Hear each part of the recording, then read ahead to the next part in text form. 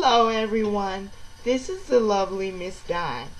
A long time ago, I started this series called Parents Drop the Ball, and I did 2 videos on it, but something has compelled me to continue the series, and I just want to talk about pivotal tactical errors and mistakes that parents make that have a lasting effect on children. And I'm big on child development and nature versus nurture, and just making sure that even if people are genetically predisposed to certain things, that they have an optimal environment to grow up in. First of all, I want to say that the parental mistakes sometimes start with the grandparents. I'm going to address them first before I even trickle down to mother and father. Some of them are hurt individuals. Some of them felt like they sacrificed their entire life for a family. Now they're up in age and they see their daughters or granddaughters living their lives and being free, and now they want somebody to pay for the fact that they had to sacrifice. Da da da da. You're a parent. You don't need a badge of honor because you decided to raise somebody. That was your decision.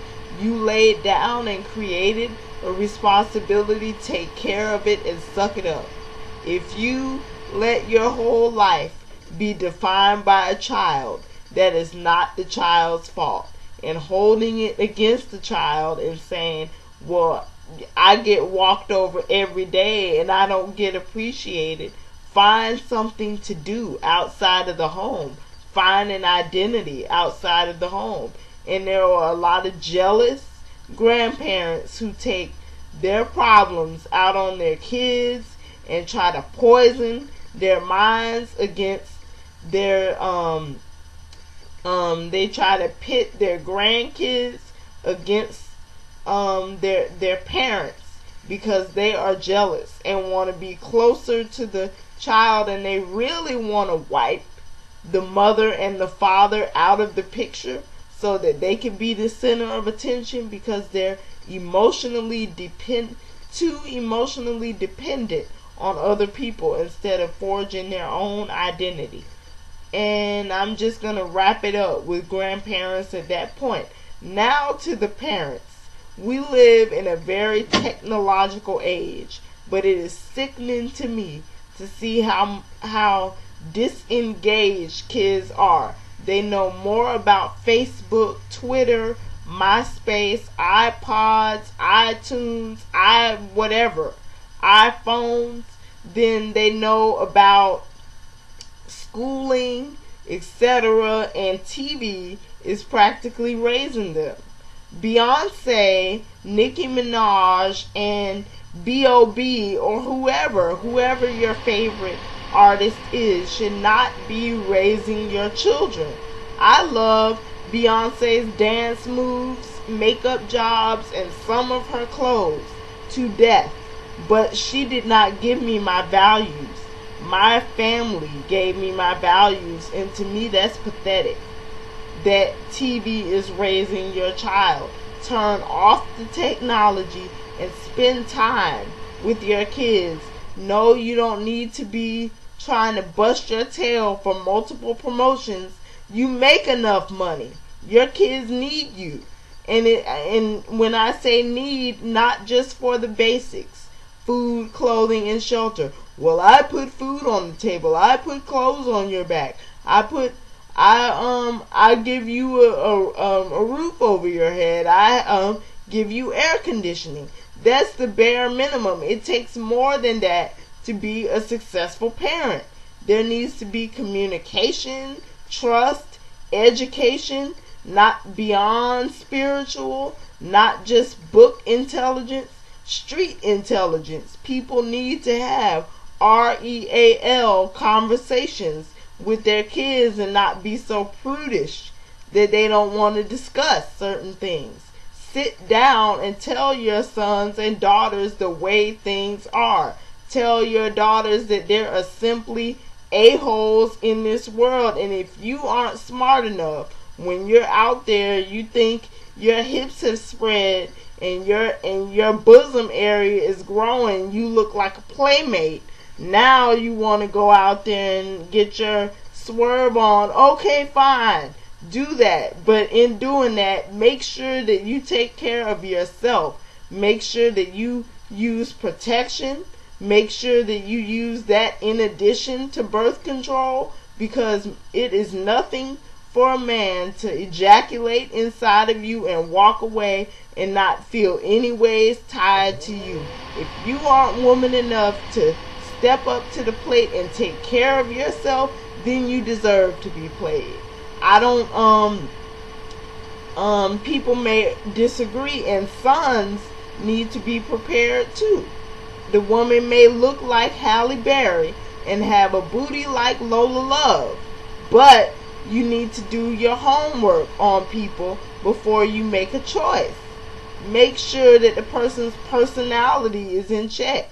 Do not spend your hard-earned money paying for somebody's hair and nails and you're going without. If one of my sons did that, one of my sons was pressured into paying for somebody's hair and nails because that girl felt like she was entitled to it, and he did it, I would slap him into next week, because you don't need to be manipulated by somebody. That woman wants a sugar daddy. She don't want a boyfriend.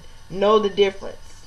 Because there are a lot of beautiful, charismatic, charming women who use their beauty to manipulate people. And people need to be able to sift through the bullcrap.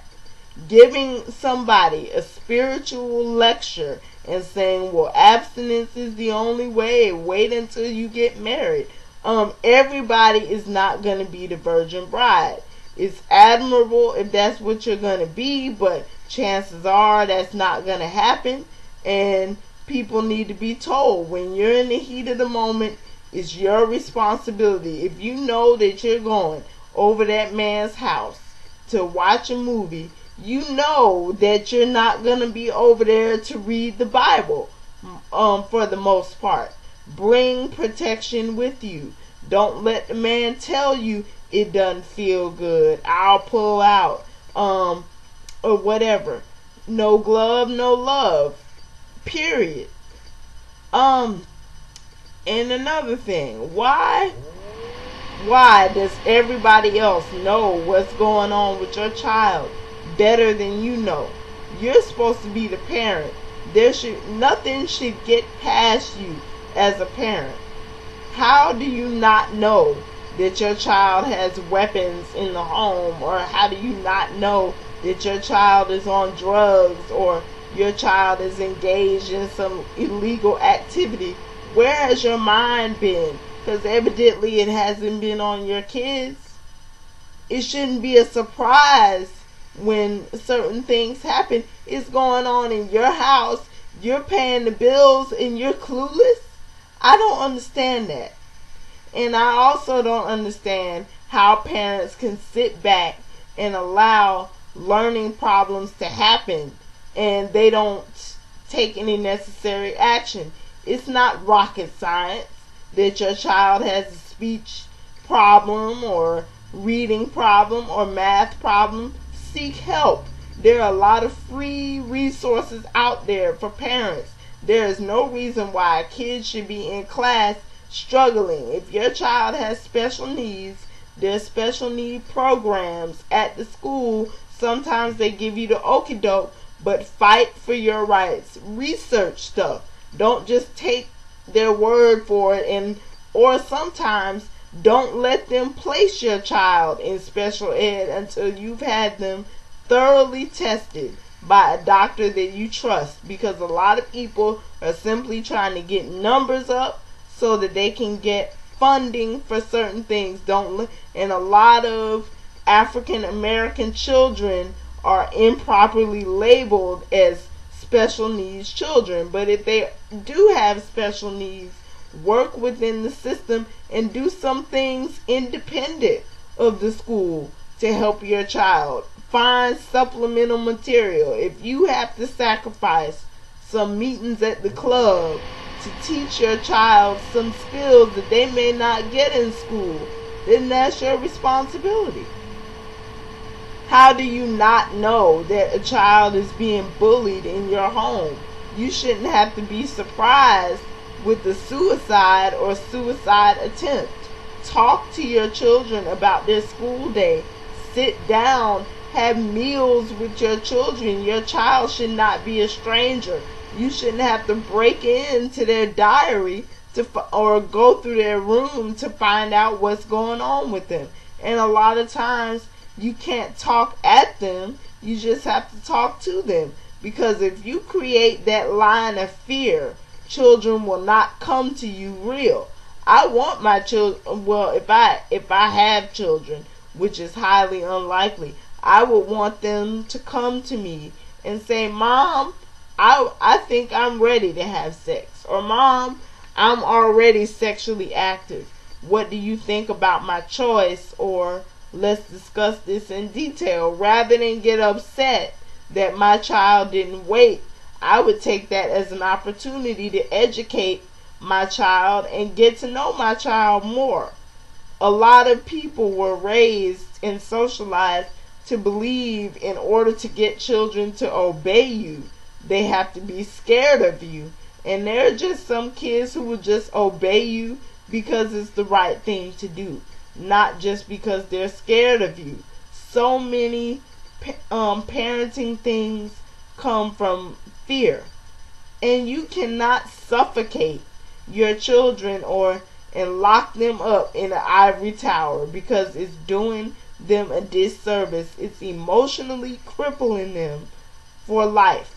People need to be able to develop some independent and survival skills in this world, because you will not always be there to hold their hand. At some point, they have to be responsible for themselves, and it is your job to prepare them for that time when they're out there on their own.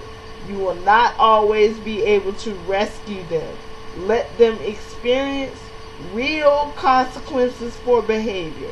The first time they get in trouble with the law, let them sit there in jail and experience the real consequences of not doing right.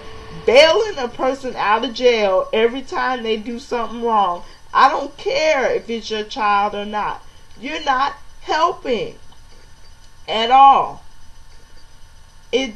You are saying to them, there are no real consequences for what I do. And stop buying everything in the store and thinking that makes you a good parent. Buying name brand clothes, Ed Hardy or House of Darion or whatever, does not make you a good parent. Buying every material thing that they want does not make you a good parent. I don't remember every single toy that was purchased for me when I was a kid, but I remember quality time, and that shaped me as a human being. Don't let people put pressure on you to buy all those gifts at Christmas and you're broke during the year. Most kids stop playing with most of those toys anyway. A lot of kids don't want all that. They just want love. If you would just be home more often and emotionally invest in your kids, you would see a difference. And some things are just common sense. If you want to be selfish and party and don't have a child, because there are plenty of people who would be dying to be parents, but they are infertile and would love to have a child. If you are man and woman to lay down there and create one, be man and woman enough to take care of one. Well, that's my rant. Bye-bye.